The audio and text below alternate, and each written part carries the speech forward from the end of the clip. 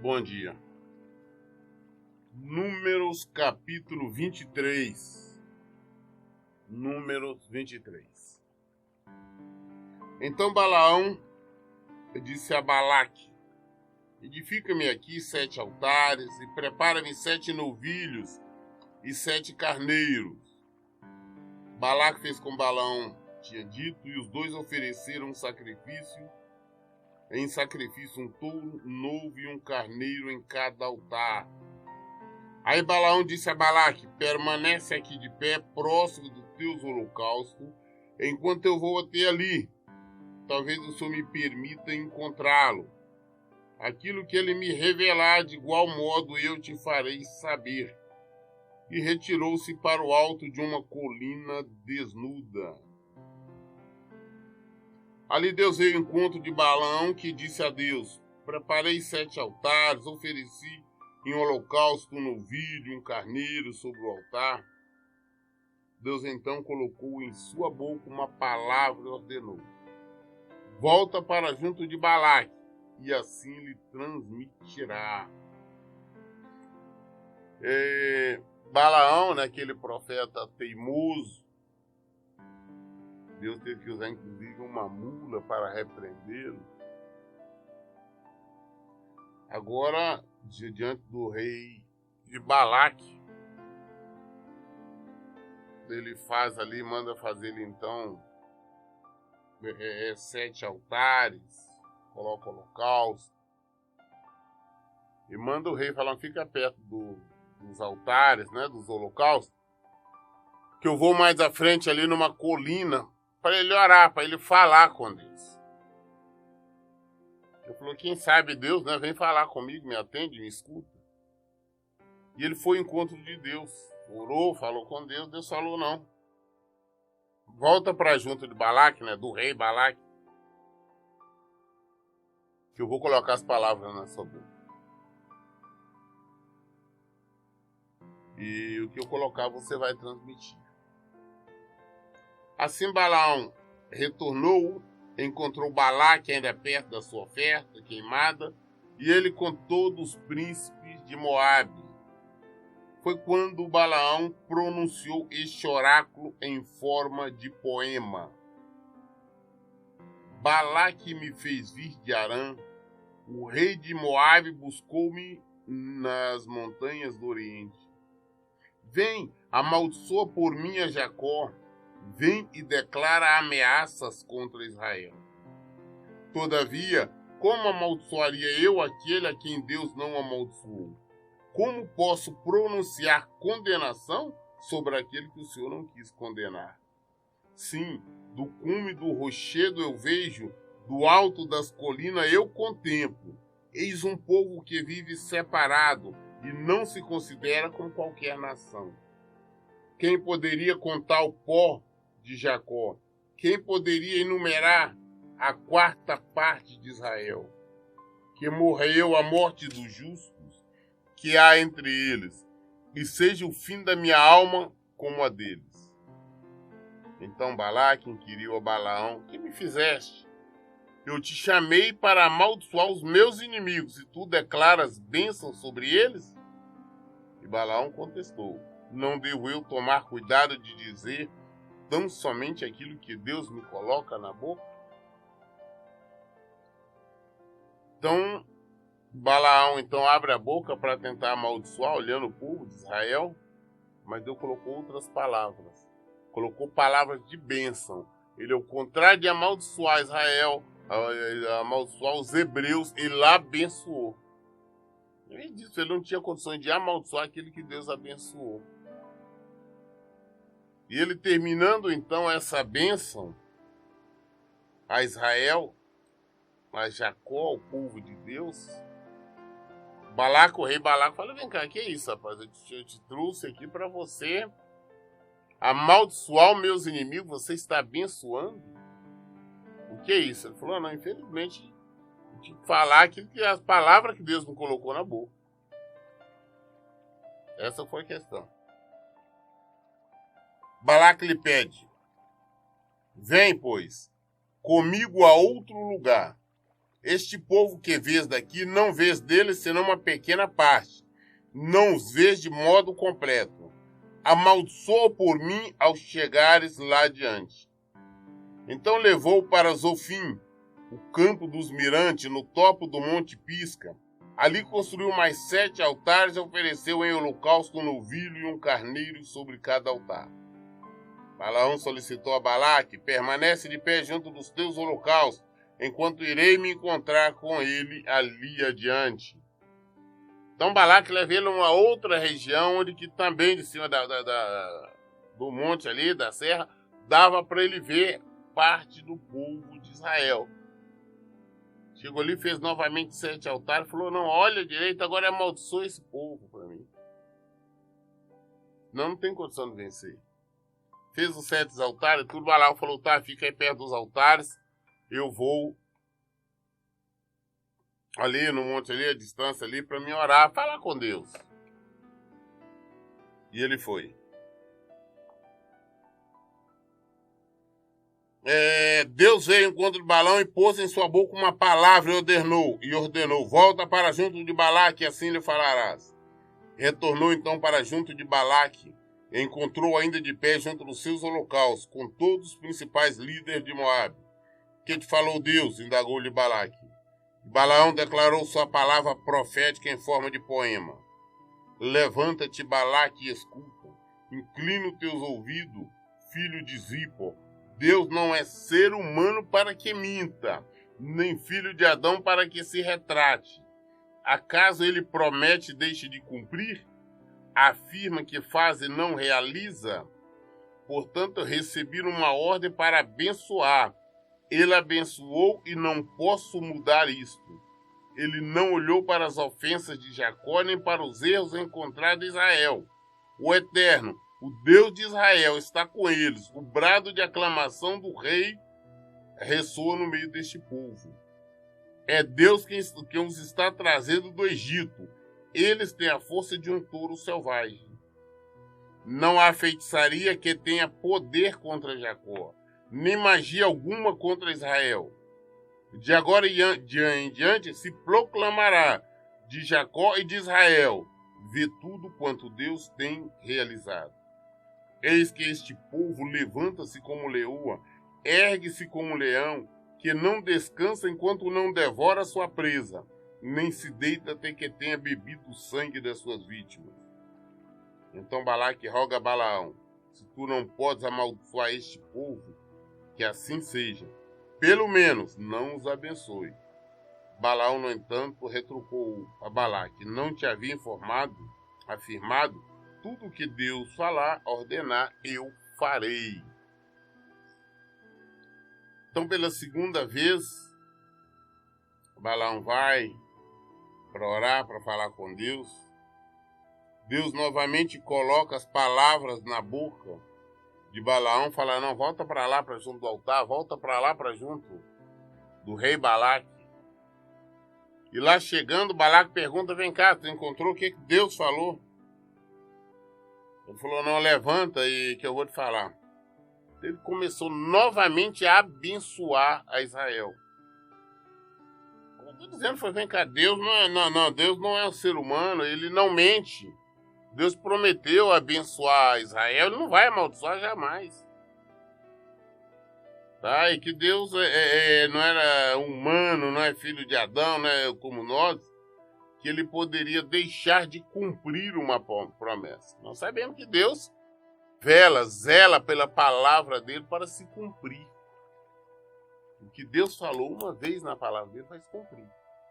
Nada pode mudar isso. As pessoas às vezes não compreendem bem isso. Mas o que Deus um dia determinou pela palavra dele, Deus não volta atrás. Ela se cumprirá. E ele disse, portanto, deu uma ordem para abençoar. Ele não pode mudar isso. Eu não posso mudar. Deus anda, Deus vive pela palavra dele. Ele não muda, ele não retrocede. Ainda disse, olha, não tem feitiçaria, não tem poder nenhum, magia, nada que possa ir contra Israel e Jacó, porque eu os abençoei, eles estão debaixo de proteção, eu estou trazendo todos eles do Egito. Então não existe maldição. E ao contrário, tem bênção. E após ele falar, abençoar mais uma vez a Israel, Balaque falou, não faz isso, vai embora daqui. Se você não pode amaldiçoar esse povo, pelo menos também não abençoa, não. Vai embora. Balaão falou, não, eu te disse que eu não poderia fazer nada se Deus não pedir. Então Balaque insistiu e convidou Balaão, vem comigo. Vem, pois, comigo e eu te levarei a outro lugar. E de lá talvez Deus te agrade que amaldiçoe esse povo. Balaque conduziu Balaão ao cume do Monte Peor, no lado que dá para o deserto. Balaão então instruiu a Balaque, edifica-me aqui 7 altares, prepara-me 7 touros novos, 7 carneiros. Balaque fez outra vez tudo conforme Balaão o orientara e ofereceu um holocausto, um novilho e um carneiro sobre cada altar. Mais uma vez, Balaque insiste em que Balaão amaldiçoa. Mesmo Deus usando Balaão para dizer que era impossível amaldiçoar Israel, porque ele já tinha abençoado esse rei, Balaque, ele tenta de todas as maneiras amaldiçoar Israel. Pega agora para velho outra parte, onde que se dava ainda para ver uma parte do povo lá embaixo, ele falou, não faz aqui, amaldiçoa. Fala com Deus, quem sabe ele te deixa você agora. Novamente constrói ali 7 altares, coloca os sacrifícios. Novamente, ou seja, a mesma coisa, Balaão vai, enquanto Deus vai orar, vai falar com Deus, vai pedir permissão para amaldiçoar. E nós vamos ver que mais uma vez não vai conseguir.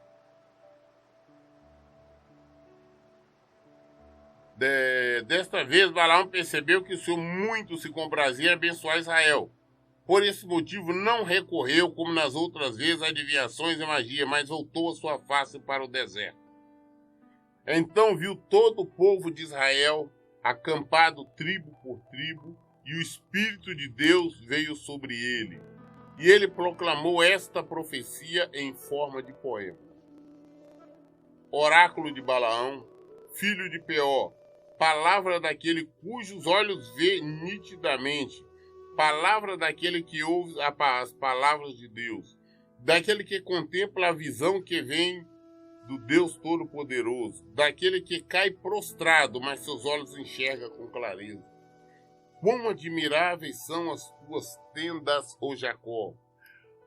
Formosas as tuas moradas, ó Israel! Como vale que se estende, como jardim que margeia os rios, como plantas perfumadas e medicinais que Deus plantou, como cedro junto às águas cristalinas. Israel terá muita água para beber e para regar sua sementeira. Seu rei será mais poderoso que Agag, e o seu reino será exaltado. Deus os libertou do Egito e os vem comandando. Eles têm a força dos búfalos, mais forte. Devoram nações inimigas e despedaçam seus ossos. Com suas flechas certeiras atravessam. Como o leão e a leoa soberanos quando repousam, quem ousará despertá-los? Portanto, sejam abençoados que abençoam e amaldiçoados que amaldiçoarem.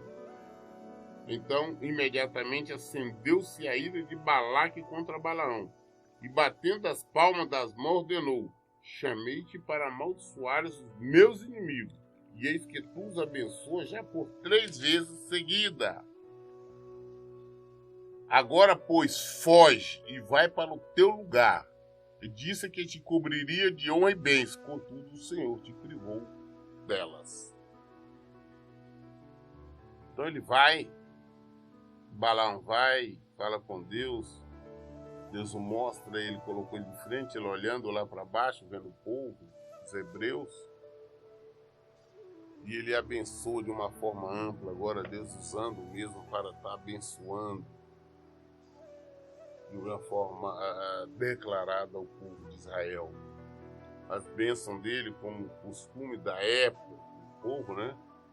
em forma de um cântico, em forma ali de um poema, e ele abençoou.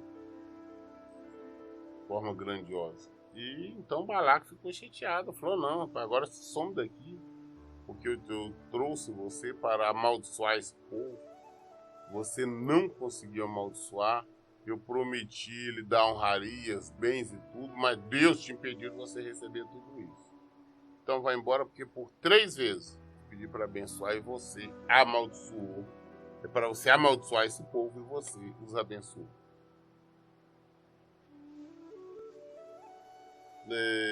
Agora, pois, aí Balaão disse, mas Balaão contestou Balaque, não disse eu, teus mensageiros, ainda que Balaque me desse seu palácio cheio de prata e ouro, eu não poderia transgredir a ordem do Senhor e fazer por mim mesmo bem ou mal. Aquilo que Deus mandar, isso eu farei. Ninguém, por mais que nós tenhamos desejo, vontade no nosso coração de fazer alguma coisa, se Deus não permitir, ninguém, absolutamente ninguém, consegue fazer. Balaão sabia disso. Agora, pois, estou retornando para o meu povo. Antes, porém, vem que eu te comunicarei o que este povo de Israel fará ao teu povo no dias futuro. Falei, olha, agora estou indo embora, mas antes de ir embora, deixa eu só te falar o que vai acontecer. Esse povo vai fazer com você. Então agora vamos na 4ª profecia, né, de Balaão. Então pronunciou este oráculo de advertência em forma de poema. Oráculo de Balaão, filho de Beó, palavra daquele cujos olhos veem nitidamente, daquele que ouve as palavras de Deus, que possui o conhecimento da ciência do Altíssimo, daquele que contempla a visão que advém do Todo-Poderoso, daquele que cai prostrado, mas seus olhos enxergam com clareza. Eu vejo, mas não agora, eu avisto, mas não de perto. Um rei como uma estrela poderosa surgirá de Jacó. Um cedro se levantará dentre os filhos de Israel. Ele esmagará a cabeça dos moabitas e aniquilará todos os arrogantes, filhos de Sete. Edom será totalmente conquistada por Israel. Seir, seu inimigo, igualmente será dominado. Contudo, Israel se fortalecerá. Dos descendentes de Jacó sairá um dominador. Ele exterminará todos que restarem em Edom e nas demais cidades. Em sua visão profética, né, Balaão viu Amaleque e pronunciou este oráculo. Amaleque, primícias das nações, contudo sua posteridade perecerá para sempre. Em seguida viu os queneus e profetizou, a tua morada está segura e os teus ninhos firmados sobre a rocha. Mesmo quando for destruído o queneu, quando a Sul e a Síria o fizer cativo, ainda voltará. E finalmente Balaão entregou mais esta profecia. Ai, quem poderá sobreviver quando Deus realizar tudo isso? Um grande número de embarcações vindas do norte das costas de Quintim, Chipre, conquistarão a Sul, a Síria e afligirão Evê e Israel. Contudo, no fim, eles perecerão para sempre. Então Balaão levantou-se, voltou para casa, e Balaque foi pelo seu caminho. Então, antes dele ir, ele fez essa profecia, ele revelou que ia vir, tudo aquilo que iria acontecer.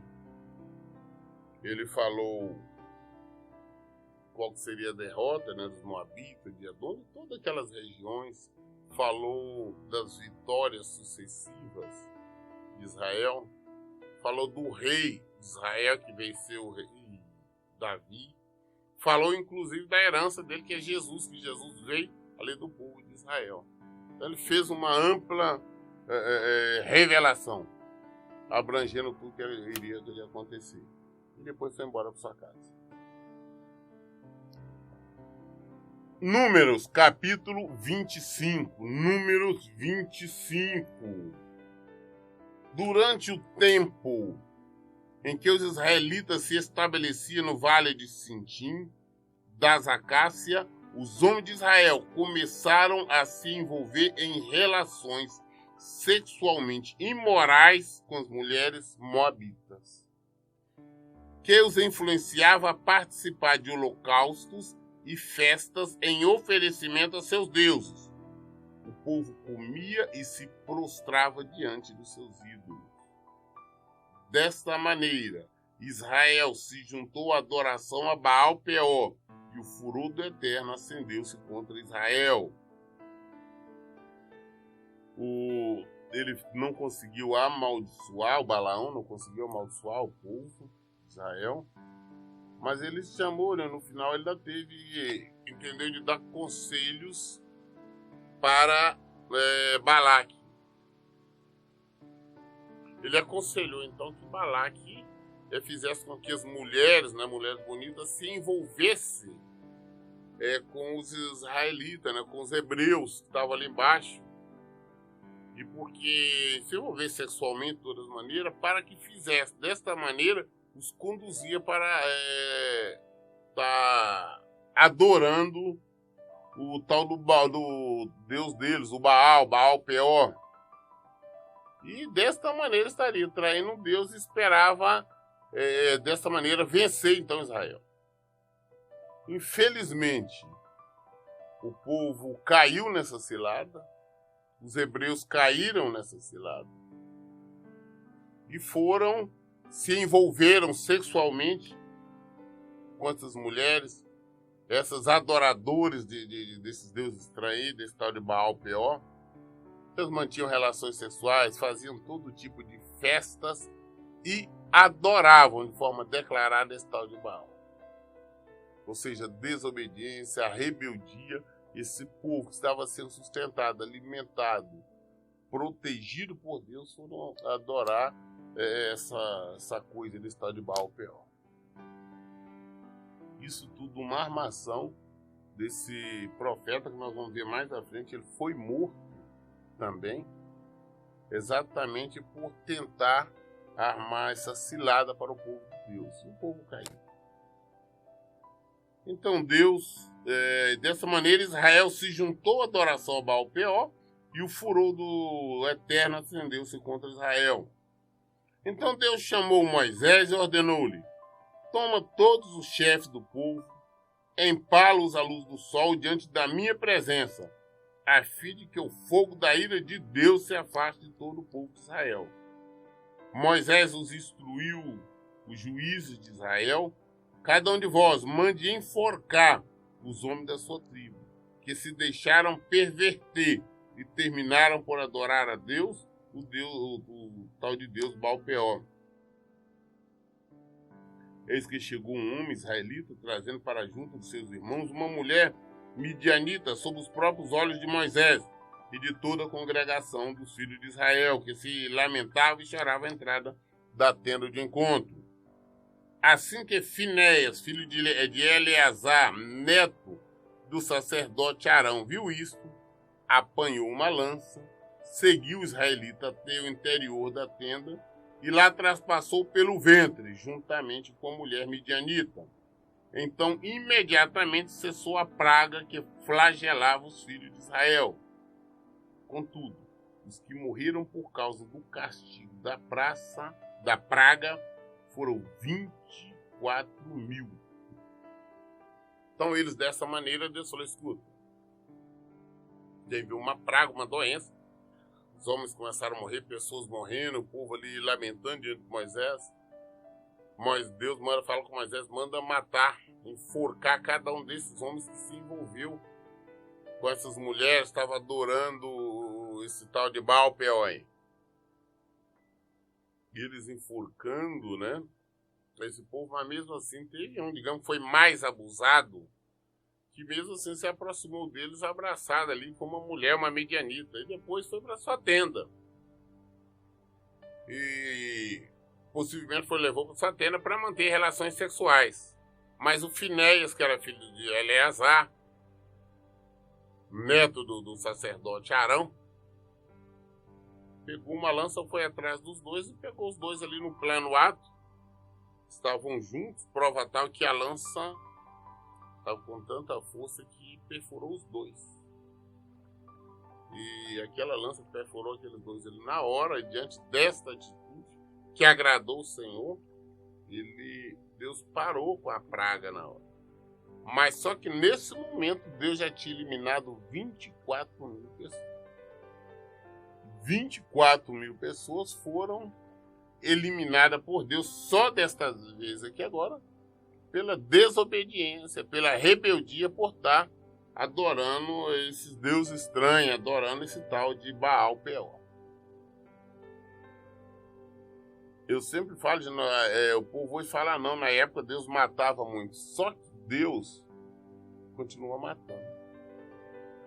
Antigamente, na época da lei, morria-se fisicamente. Agora a morte é mais séria, espiritualmente. Agora é mais séria. Os que desobedecem, que vivem em rebeldia à palavra de Deus, perde. Porque perde a salvação. A hora que partir daqui, vamos para o sofrimento, a desonra, a vergonha, a morte. Todas as vezes quando nós nos rebelamos contra o Senhor, nós temos que entender que nós estamos cavando, nós estamos buscando, nós estamos procurando a nossa própria morte. E o Senhor declarou a Moisés: Finéias, filho de Eleazar, neto do sacerdote Arão, soube fazer cessar a minha ira contra os israelitas, porquanto entre todos eles foi tomado do mesmo zelo que eu tenho por o meu povo. Por causa da atitude de Finéias, eu, em meu furor santo, não aniquilei todo o povo de Israel. Por causa da atitude de Finéias, o neto do sacerdote Arão, filho de Eleazar, também sacerdote. Finéias é da nova geração, daqueles que nasceram no deserto. E este, com certeza, nós vamos ver mais à frente, onde ele vai entrar, sim, a terra prometida, vai entrar a Canaã. Essa promessa de Deus. Ele, então, na hora, quando ele viu, ele tomou uma posição, ele foi lá e matou esse casal. E Deus gostou disso. Diante disso, Deus parou, então, com a matança. Portanto, diz a ele: eis que eu estabeleço contigo, Finéias, a minha aliança de paz. Dele e dos seus descendentes será a aliança do sacerdócio perpétuo, porque ele foi zeloso pelo seu Deus e fez propiciação por todos os filhos de Israel. O nome do israelita morto na alcova com a midianita era Zinri ben Salu. Zinri, filho de Salu e príncipe de uma família da tribo de Simeão. A mulher midianita que foi morta se chamava Cosbe. Ela era filha de Zur, chefe de um clã de uma casa patriarcal em Midian. Então, você vê que a Bíblia é tão completa que até esses dois que morreram, a Escritura faz questão de falar quem era, qual a família, quais os pais. Tanto o homem quanto a mulher, essa medianita. Então o Senhor ordenou a Moisés: atacai os medianitas e matai-os como inimigos. Porquanto foram eles que vos assaltaram e vos enganaram perversamente, induzindo-vos a prestar culto ao ídolo de Peor. E da mesma maneira vos iludiram no caso de Cosbe, filha do chefe medianita, que foi morta no templo da terrível epidemia que houve no monte Peor. Deus falou: não, olha, agora ataca os medianitas. Eles foram induzidos ali, né, pelo essa idolatria. Vai acabar para exterminar. E porque eles foram usados através do Peor, que é exatamente o pessoal do Balaão, para conduzir o povo a essa adoração, faça essa adoração do Baal. E o Senhor então dá ordem para atacar, para matar todos, exterminar os midianitas. E assim aconteceu. Mas nós veremos a partir de amanhã. Antes disso, o Senhor vai fazer novamente um censo, uma contagem do povo. Às vezes nós olhamos para a palavra de Deus, nós achamos, não, nosso Deus foi muito cruel, ele matou muito. Não foi Deus que matou. A palavra de Deus é dele, é clara. Quem matou somos nós. Porque nós sabemos, é uma questão de suicídio. Se nós sabemos que nós não podemos fazer isso e nós fazemos, se eu sei que eu não posso pular de um prédio que eu vou morrer, eu pulo. Se eu sei que eu não posso dar um tiro no meu ouvido que eu vou morrer, e assim eu faço, então quem está trazendo a morte e a destruição somos nós, somos eu. Exatamente porque se eu sei que eu não posso ir contra Deus, desobedecer os seus preceitos, as suas ordenanças, porque se eu desobedecer, o castigo vem, se eu desobedeço, eu não podemos preparar isso. Naquela época a morte era física, agora é muito pior. E nós vivemos num mundo cheio de mortos-vivos. Inclusive templos se diz evangélico e outras denominações. Cheio de mortos-vivos. Pessoas já estão mortas, espiritualmente falando, e não têm consciência disso. Eu acho que ainda está tempo de nós nos acordarmos, voltarmos ao Senhor, voltarmos ao Evangelho, voltarmos a Jesus. Porque só nele que tem vida. Ele diz, eu sou o caminho, a verdade e a vida. Ninguém vê ao Pai senão por mim. Todas as respostas estão na Bíblia.